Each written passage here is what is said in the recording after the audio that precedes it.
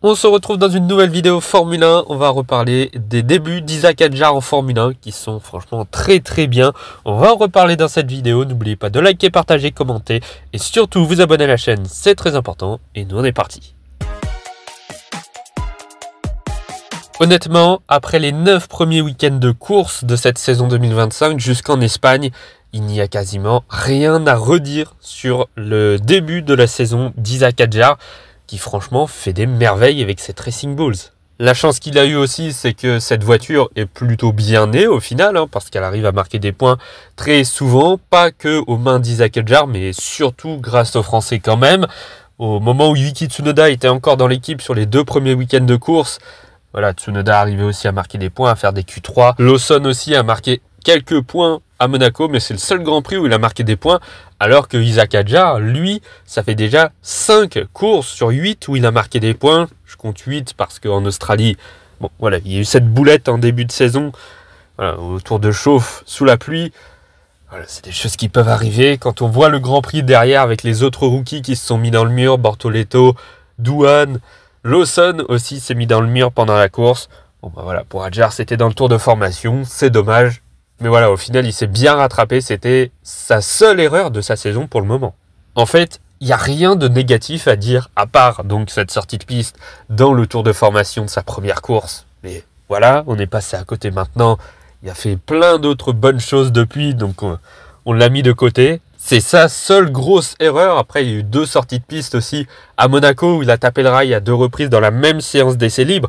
Mais voilà, le week-end ensuite, quand ça compte, il était là. Il a fait sa plus belle séance de qualification avec une 6e position qui s'est même transformée en 5e place sur la grille après la pénalité d'Hamilton.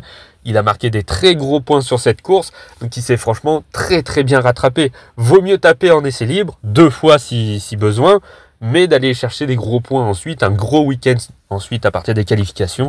C'est ce qu'a fait le Français. Donc voilà, on est passé à côté là aussi de cette erreur. Donc franchement, tout est parfait pour le moment. Il bat largement son coéquipier Liam Lawson depuis que le Néo-Zélandais est revenu dans l'équipe Racing Bulls. Quand il était avec Yuki Tsunoda à ses débuts sur ses 2 premiers week-ends de course, en qualification, il l'avait battu en Chine. Il était devant Yuki Tsunoda sur la qualification. Donc même face à un pilote expérimenté qui est pas mauvais, on va se le dire, Yuki Tsunoda, c'est pas une référence non plus, mais c'est pas un mauvais pilote pour autant. Donc c'était déjà très bien ce qu'il venait de faire à ce moment-là. Et puis voilà, depuis qu'il est avec Liam Lawson, c'est clairement le leader de l'équipe. Il domine outrageusement Lawson. Il n'a été battu qu'une seule fois en qualification par le Néo-Zélandais en 7 qualifications depuis qu'ils sont ensemble dans l'équipe. C'est pour dire, je crois qu'Isaac Hadjar, il est né à 5 Q3 cette saison, ce qui est franchement pas mal du tout. Il a fait une 6e place à Monaco.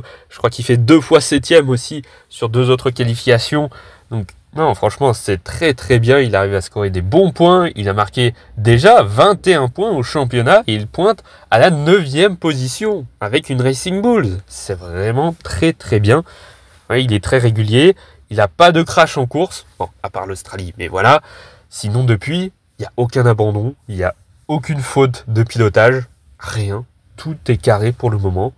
C'est nickel. Il a réalisé un superbe triple leader entre Imola et l'Espagne en passant par Monaco. Il a marqué quasiment autant de points que George Russell dans sa Mercedes, ce qui est quand même dingue. Sur les 2 dernières courses, il a marqué plus de points que Red Bull, plus de points que Verstappen.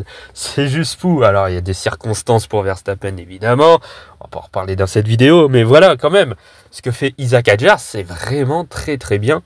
Il n'y a vraiment rien à dire. Ces très belles performances accumulées aussi au fait que Yuki Tsunoda est en galère chez Red Bull, mais ça c'est pas vraiment une grosse surprise malheureusement, pas pour accabler le japonais, mais surtout l'équipe qui ne met pas à disposition une 2e voiture compétitive. Clairement, déjà que la première voiture c'est compliqué avec Verstappen, alors le 2e pilote il est dans les choux total. Donc on peut plus rien dire au bout d'un moment, ça fait le 4e pilote de suite qui se fait balayer par Red Bull, 4e ou 5e pilote même depuis 2019, ça commence à faire beaucoup. Donc voilà, clairement Isaac Hadjar c'est le futur de Red Bull. Est-ce que c'est vraiment un cadeau? Là, je suis pas sûr du tout. Voilà, Isaac Hadjar, il y a quand même de belles chances s'il continue comme ça. En tout cas, il sera chez Red Bull en 2026 avec Max Verstappen. Clairement, ça fait aucun doute quant à sa promotion entre guillemets que j'appellerais presque une rétrogradation d'aller chez Red Bull en tant que deuxième pilote de l'équipe autrichienne. Mais voilà, clairement, c'est lui le pilote qui est amené à remplacer Yuki Tsunoda l'année prochaine. Peut-être même en fin de saison, mais ça, je n'y crois pas trop. Alors évidemment, il va falloir rester impeccable sur toute la saison 2025. Il reste encore beaucoup de week-ends de course. Rien n'est fini. Il peut très bien, à un moment donné, avoir un petit peu plus de mal, perdre pied un peu à un moment donné. Ça reste un pilote rookie qui découvre le circuit un à un en Formule 1. Donc, faut voir quand même ce qui va se passer sur la suite. S'il continue comme ça, il sera clairement chez Red Bull, ça ne fait aucun doute. Le management de l'équipe autrichienne est vraiment bluffé par ce qu'il fait, que ce soit Christian Horner, que ce soit Helmut Marko. Apparemment, ils ont l'air d'avoir des bons rapports, Isaac Hadjar et Helmut Marko. Donc ça, c'est un point très positif, évidemment. Mais voilà, rejoindre l'équipe autrichienne en tant que deuxième pilote derrière Verstappen, c'est vraiment un cadeau empoisonné. Que ce soit Gasly, Albon, Perez, Lawson, Tsunoda, ils se sont tous cassés les dents. Du plus expérimenté comme Perez au quasiment rookie Liam Lawson en début de saison, ils y sont tous passés et ils sont tous passés à la trappe à la fin. Donc on espère que pour Isaac Hadjar, ça ne soit pas la même chose. Mais ce qui me fait dire que ça peut être différent avec Isaac Hadjar, c'est qu'il a vraiment un mental d'acier. On le sent vraiment qu'il est confiant et qu'il est motivé à performer déjà dans la Racing Bull cette année. Et probablement que chez Red Bull également, il aura le même mental qui se rapproche un petit peu de celui de Max Verstappen.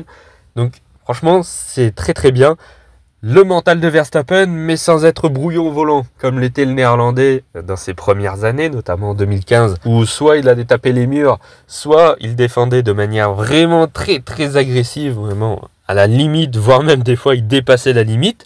Ça n'a pas beaucoup changé pour Max Verstappen encore aujourd'hui, la preuve en Espagne. Bref, pour le moment, le pilotage et le mental d'Isaac Hadjar sont irréprochables pour le moment, et c'est ça qui pourrait le sauver chez Red Bull, c'est qu'il a le mental, il a envie de faire bien. Après, évidemment, tout le monde a l'envie de faire bien.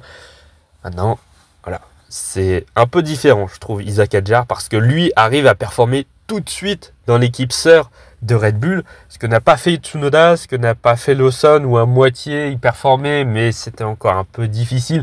Puis ils l'ont mis très très tôt dans la Red Bull aussi, ça l'a pas aidé du tout. Et puis Tsunoda, il a eu quelques années un peu difficiles, les deux premières je dirais, où c'était un petit peu compliqué, avant de vraiment performer sur cette AlphaTauri /RB /Racing Bulls, tout ce que vous voulez. Quand on regarde aussi les profils de Gasly et d'Albon en début de leur carrière, ils faisaient des bonnes choses dans la Toro Rosso à l'époque, mais je sais pas, c'était peut-être un petit peu différent d'Isaac Hadjar. Hadjar, c'est vraiment très très bien, et sur la longueur, depuis le début de la saison, c'est quasiment tout parfait. Donc ouais, c'est encore mieux que Gasly, Albon, je dirais. Perez, c'est pas comparable parce qu'il n'a pas été dans l'équipe sœur de Red Bull, puisqu'il a été recruté directement dans des équipes de milieu de peloton hors Red Bull. Mais voilà, pour Isaac Hadjar, je trouve que c'est un peu différent, et c'est ça qui pourrait l'amener finalement à mieux performer et à espérer faire quelque chose.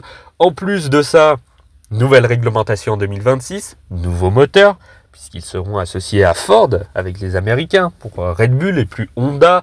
Donc ça va être un petit peu différent, la philosophie de la voiture est totalement différente également, donc c'est ce qui pourrait le sauver aussi.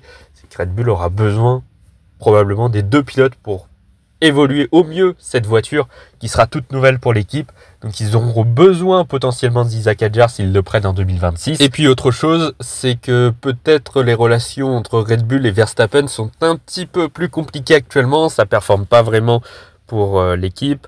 La voiture est un petit peu mal née, en tout cas elle n'est pas terrible au pilotage pour Verstappen. On a déjà entendu qu'il y avait eu quelques frictions entre le management Verstappen et le management de Red Bull. Et ça pourrait faire en sorte que finalement Verstappen ne soit pas vraiment le numéro 1. Alors il restera numéro 1 par ses compétences et par son palmarès évidemment. Mais ça pourrait amener aussi à Red Bull à commencer à penser au futur, dans l'hypothèse où Verstappen casserait son contrat, qui, je le rappelle, est jusqu'à fin 2028. Mais il peut très bien activer des clauses et partir par la suite, on ne sait jamais. Et donc commencer à préparer le futur avec Isaac Hadjar, qui ici commence comme ça, pourrait vraiment être un pilote qui pourrait compter dans les années futures. Donc Red Bull va commencer à y penser, comme ils y ont pensé par exemple avec Sébastien Vettel.